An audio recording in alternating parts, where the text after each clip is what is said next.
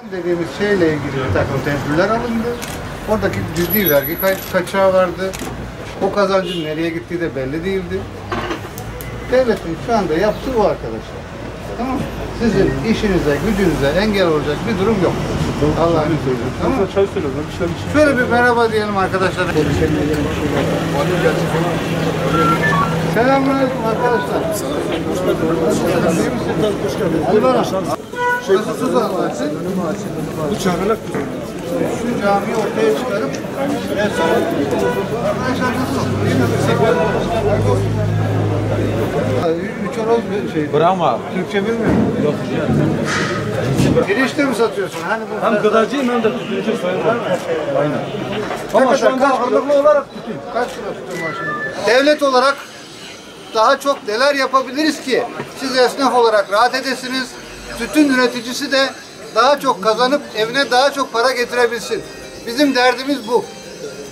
Sakın ola kimse sizin ekmeğinizle, suyunuzla, aşınızla oynadığımız yönündeki size verilen algıya inanmayın. Devlet vatandaşının ekmeğiyle, aşıyla, suyuyla oynamaz. Onu eksiltmez.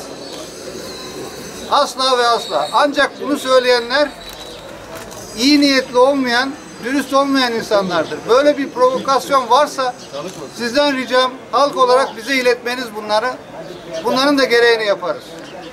Ama bilin ki, tekrar söylüyorum, bilin ki biz sizin ekmeğinizin, aşınızın daha çok nasıl yükselir, daha iyi nasıl kazanırsınız, daha çocuklarınızı daha iyi nasıl okutursunuz, evinize daha iyi, daha çok nasıl kazanç götürürsünüz derdindeyiz.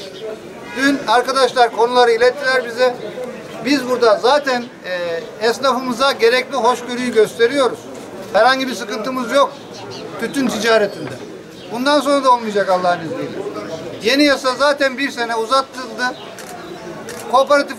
Kooperatifleşme süreci başlayacak. İnşallah onları tamamlayacağız. Buradaki tütün ticaretinde herhangi bir zarar olmayacak arkadaşlar. Yok böyle bir şey. Yok böyle bir şey.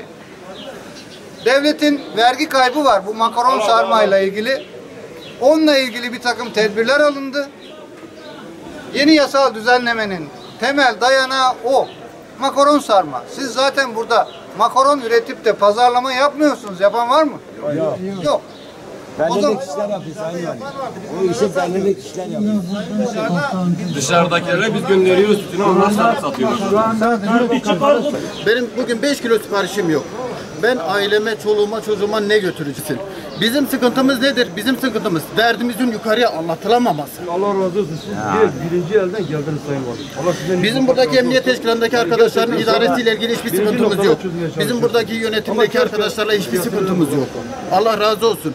Ama bizim sıkıntımız, bizim derdimizin Adıyaman içinde kalması, dışarıya gitmemesi. Bizim sesimiz Ankara'ya ulaşmıyor. Ulaşacak inşallah. İnşallah. Devlet bir bütündür. Ankara'yla, Adıyaman'la, İstanbul'la, İzmir'le bir bütündür devlet. Biz burada devletin yerel kademeleriyiz. Ankara'daki kademeleri de devletin üst düzey yönetim organları orada. Onlara biz konuyu ilettik. Dün istişare halindeydik bütün gün zaten. Herhangi bir derdiniz, probleminiz varsa onlar da gelecek, dinleyecekler. Zaten konuştuk dün onları.